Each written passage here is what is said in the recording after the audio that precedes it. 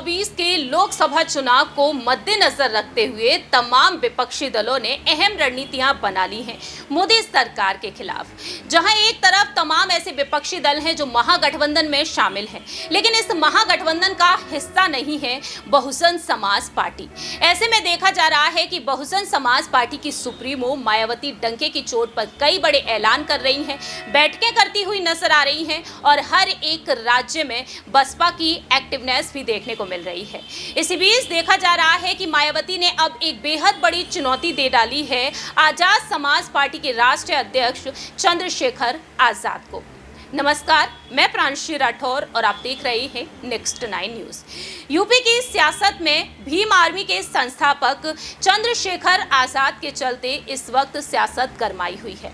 ऐसे में देखा जा रहा है कि चंद्रशेखर आजाद ने जानलेवा हमले के बाद अब यहां पर मायावती को लेकर डंके की चोट पर अपनी बात रखी है।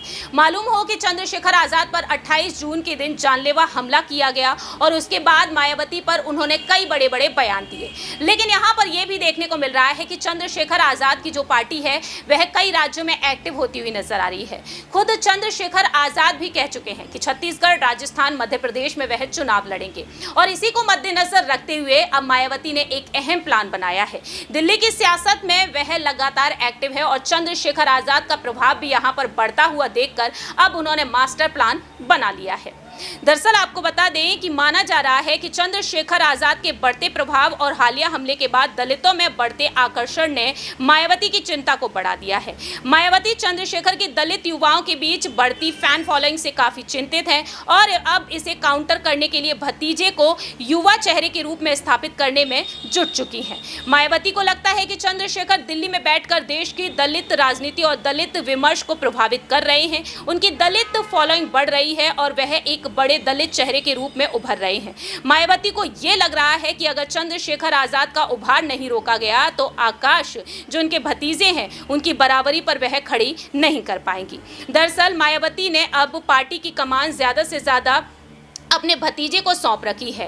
नेशनल कोऑर्डिनेटर आकाश आनंद उनके दाहिनी तरफ बैठे हुए नजर आए। उनकी बैठक में मायावती आकाश को सियासत में पहले ही लॉन्च कर चुकी हैं और अब आकाश को 4 राज्यों के चुनाव को लेकर बड़ी जिम्मेदारी भी वह दे चुकी है। तो ऐसे में अब चंद्रशेखर आजाद को चुनौती देने के लिए दिल्ली की सियासत में चंद्रशेखर के बढ़ते हुए प्रभाव पर रोक लगाने के लिए मायावती ने मास्टर प्लान बना लिया है और अब वह अपने भतीजे को मैदान में उतार रही हैं।